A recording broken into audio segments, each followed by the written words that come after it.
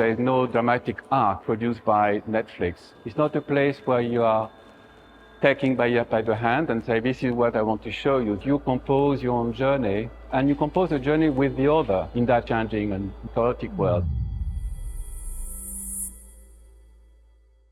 The way to transform a land into a landscape, that process of transfiguration, comes from the subjective point of view of somebody looking at the land, and that point of view will transform that land into a landscape. So you shape the land in order to fit, your fantasy in a way. So I was questioning that idea. So how today, with what we are facing and the ways climate change is changing the world, how do we address the landscape? Are we keep going to transform it? Or is it maybe the way around, that the land is looking at us? We acquired a piece of land. We gave the human right to the land.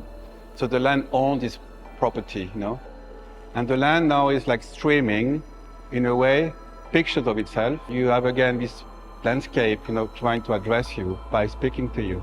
And here we have a voice of Susanne Daubner, which is a TV anchor in Germany, presenting the news in the last 20 years. Hier kommt nun das Jugendwort 2024. Es lautet Aura. Aura beschreibt die persönliche Ausstrahlung. Beispiel: Ich wurde einfach von einer KI ersetzt. Minus 5000 Aura. The voice is recognizable by a German audience. And so she gave, in a way, her voice to the landscape. I've been using AI for different purposes, in that case, to create a language that we started with few adjectives, linked to the data that we receive, and slowly this is something generated by an AI, that it makes the lexicon more rich over time. And so what we did is that we trained the voice model of Susanne Daubner.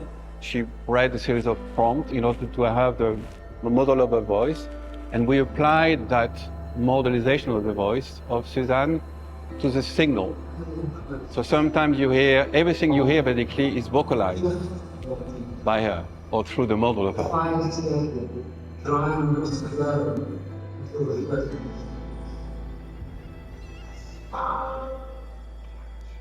We understand that voice is not only a texture, but there is a musicality about it which is extremely important. And so, of course, we are going into very strange way of recording voice, using microphone which are like 100 times more precise than the human ears, or like recording a voice with an inner microphone to really get the information from how the sound is moving into the body. The idea was to create like a kind of embodied point of view of hearing. Even if you don't know what it is, or even if you don't recognize where it's from, it seems like organically linked to the work of Philippe.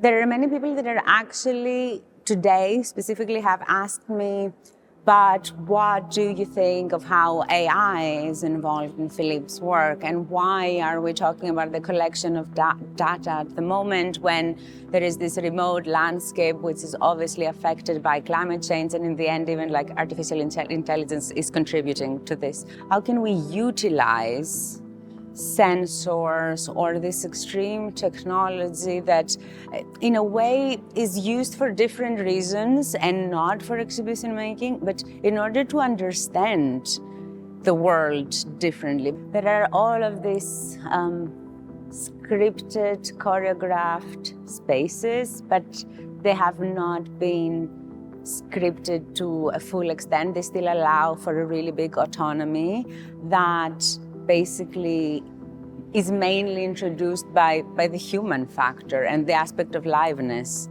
It's a space connected directly and in a direct interaction with another space in a different country.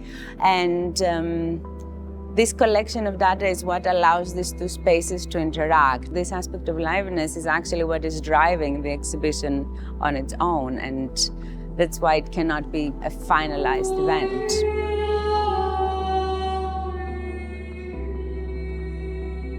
The museum is a bubble, right? Which is closed from the world. I needed to have a trigger to launch events into the exhibition space. So the first thing I did was to take data from outside the museum to listen to what's happening outside. that will trigger event inside. Here, the data come from somewhere in the south of Spain. So we receive those data, and through the use of different protocol of algorithm and deep learning, we correlate the signal that we receive, right? And those signals are producing a sort of, it's a bit like tuning with a former synthesizer that we used to have some time ago, tuning those signals, and those signals tuned are producing a sort of a musicality that eventually turned into a voice, but not a voice in a semantic way, voice into the more musicality of the voice.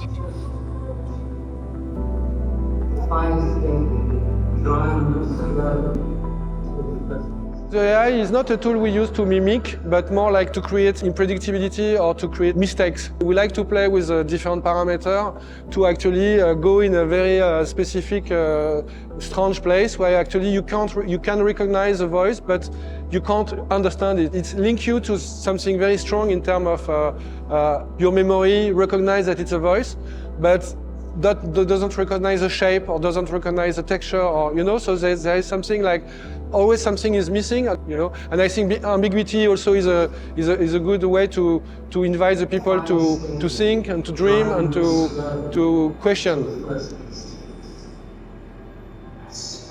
The disengagement of this one truth of the news or the media language that is very intensely used. And I think this aspect of having, for example, Susanne Daubner speaking the new voice is actually amplifying that, and it's, in my opinion, a comment to that, like using a newscaster to establish the existence of an invented language is basically this, that anything can be real as long as there is a familiar connotation with what we already know. You have the most well-known German voice of a newscaster speaking in that language, so this language should exist. It is real, no? Or maybe it will be by the end of the exhibition. So it's also this aspect of time and how it develops within real time that actually contributes to another reality. There's no beginning and no end to it, so you clearly choose your own path to let yourself float in this kind of like peculiar state of mind where you're floating and your attention is taken, you explore time and space with your own curiosity.